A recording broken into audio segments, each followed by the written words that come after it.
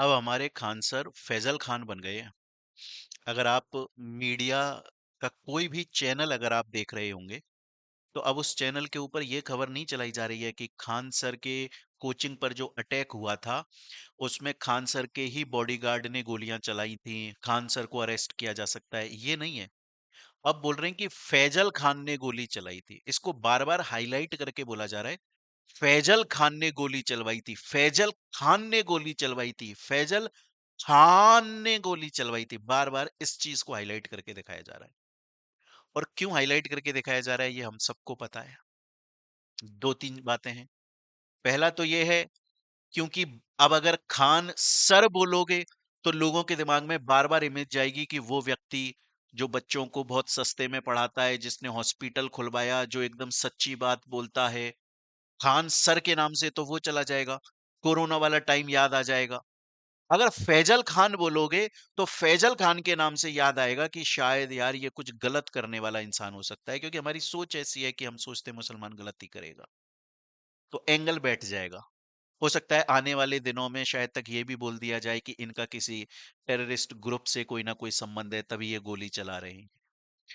कोई बात नहीं कर रहा है कि उनके बॉडीगार्ड ने सेल्फ डिफेंस में गोली चलाई थी, जबकि वो बंदा खुद बोल रहा है कि सेल्फ डिफेंस में गोली चलवाई थी। हाँ, मानते हैं कि खान सर के बयान बदले हैं, और ये गलत है। ऐसा नहीं है कि ये सही है। खान सर की ये गलती है कि उन्होंने सुबह बोला कि 8-10 राउंड फायर हुए थे, बाद में बोला कि मुझे पता नहीं है गोली चली थी कि नहीं चली थी, बाद में बोला सेल्फ डिफेंस में चली थी। ठीक है, वो उन्होंने गलत किया, डर की वजह से किया होगा शायद तक। टेररिस्ट तो नहीं है वो इंसान, टेररिस्ट तो नहीं है। डर की वजह से क्या होगा, तो इस पे जो कानूनी प्रक्रिया होती है वो कानूनी प्रक्रिया चलवाओ। लेकिन अब जो हुआ है ना दोस्तों, उससे हमारे सामने दो तीन सवाल खड़े हो जाते हैं। पहला सवाल तो जो हमारे सामने खड़ा हो जाता है वो ये है, क्या खान सर को सच में फंसाया जा रहा है क्या?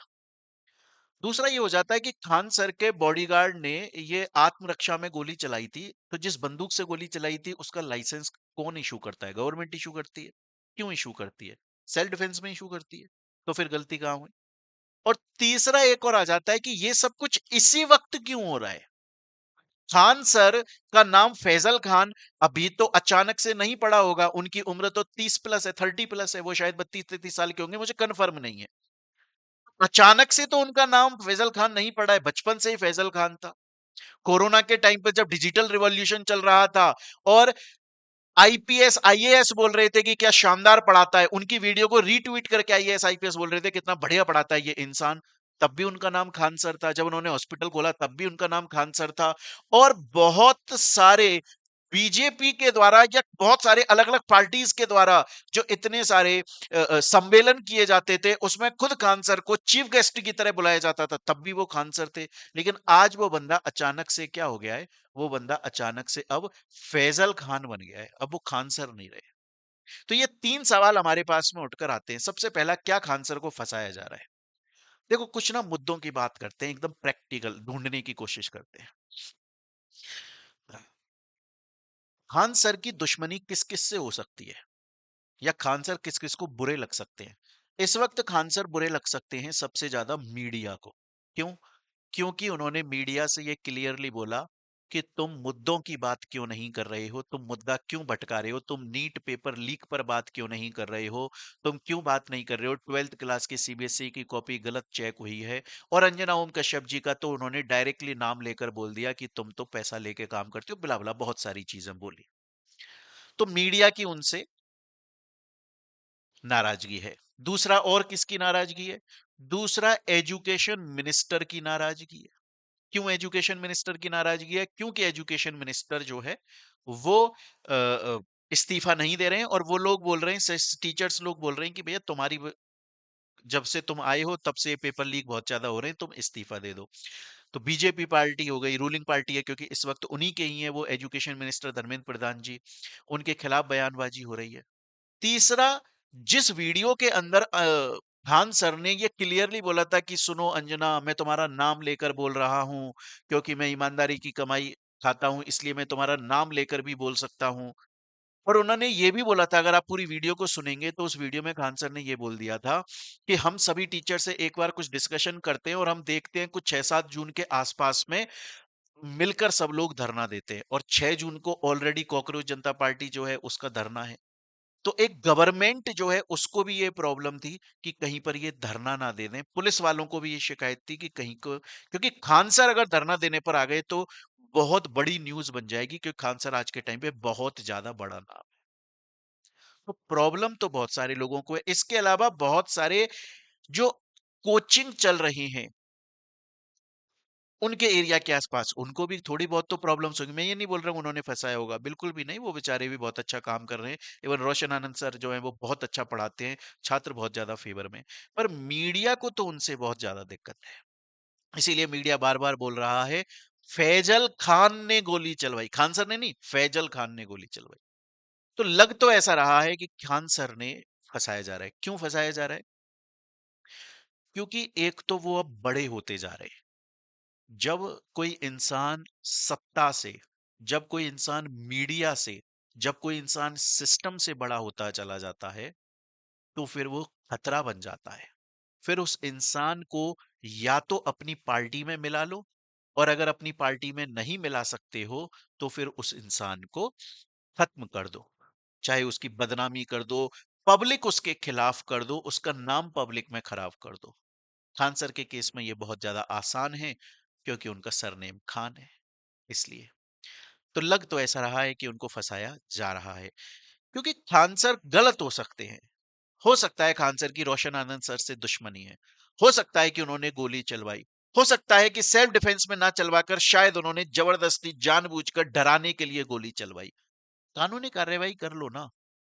पर उनका नाम अचानक से एकदम मुसलमान की तरह बोल देना और धीरे धीरे उनको आम आदमी के दिमाग में फिट करना कि ये तो जिहादी है, ये तो अपने मकसद के लिए गोलियां चलवा रहे हैं, ये तो ब्रेन वॉश कर रहे हैं, फंसाया तो जा रहा है।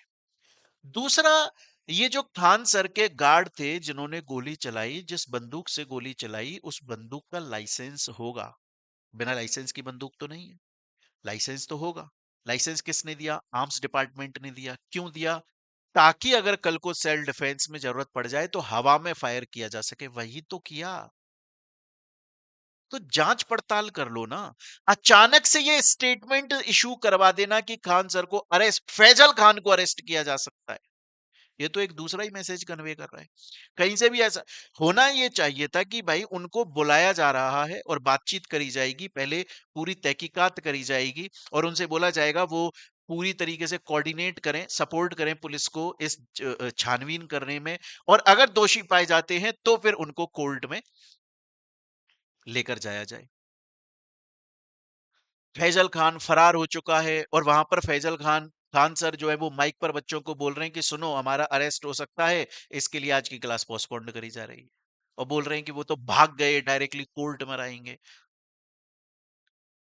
ये भी तो चेक कर लो कि ये जो गार्ड है, अब बोल रहे हैं कि ये जो गार्ड था जिसका सर फोड़ दिया था वो खान सर का गार्ड है ही नहीं, बल्कि खान सर जिस बिल्डिंग में, जिस कोल्ड स्टोरेज में क्लास लेते हैं, उस कोल्ड स्टोरेज जिस बिल्डिंग का मालिक है उसका गार्ड है। अरे यार भैया, अगर ये बिल्डिंग अगर आपकी है और अगर मैं इस बिल्डिंग में क्लास लेता हूं, तो जो गार्ड है वो मेरा भी तो गार्ड ही हुआ ना, क्योंकि इस बिल्डिंग का ही तो गार्ड है वो, और इस बिल्डिंग में मेरी कोचिंग चल रही है, तो एट द एंड मेरा ही तो गार्ड हुआ। अगर जब मैं न्यूज वालों से बोलूंगा तो क्या बोलूंगा? नहीं नहीं, देखो ये बिल्डिंग है, इसमें मेरी कोचिंग चलती है, इस बिल्डिंग का मालिक दूसरा है, उसका जो गार्ड है जो मेरी कोचिंग को भी गार्ड करता है। इतना बोलेगा क्या इंसान? इंसान बोलेगा यार मेरा बिल्डिंग का गार्ड है, ये इसका सिर फोड़ दिया। और तीसरा, इसी वक्त क्यों हुआ? पहले क्यों नहीं हुआ? क्या पहले खान सर का नाम फैजल खान नहीं था? इसी वक्त इसलिए हुआ क्योंकि इन्होंने बोला नीट पेपर लीक हो गया और हम इसके खिलाफ हैं। इन्होंने बोला सीबीएसई की कॉपी सही से चेक नहीं हुई, सीबीएसई 12th क्लास की, हम इसके खिलाफ हैं।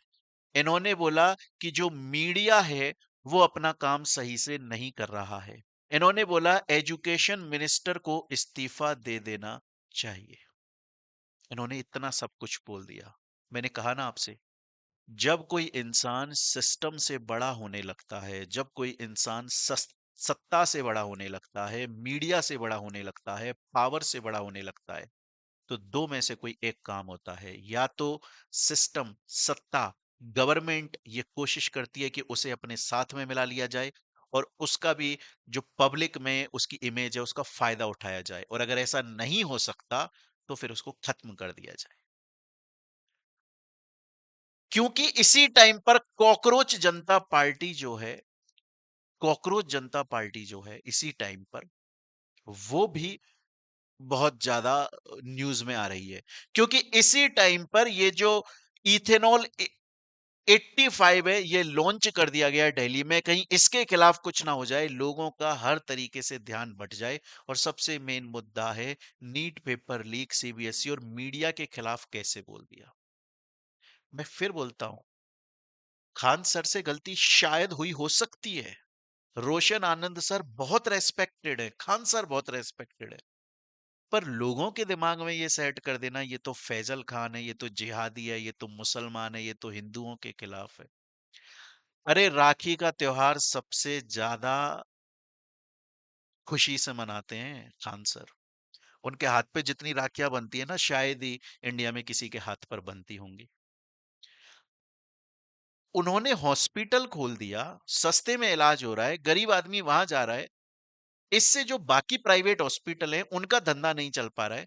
समझ में आता है कि किसका नुकसान हो रहा है, कौन किसके ऊपर खुन्नस निकाल रहा है। पुलिस को, सरकार को बिल्कुल ये करना चाहिए कि इनके खिलाफ निष्पक्ष जांच हो, छानबीन हो, बिल्कुल होना चाहिए। लेकिन खान सर को अचानक से फैजल खान बना देना मुझे नहीं लगता ये सही है। आपको क्या लगता है? कमेंट सेक्शन में जरूर बताइएगा दोस्तों।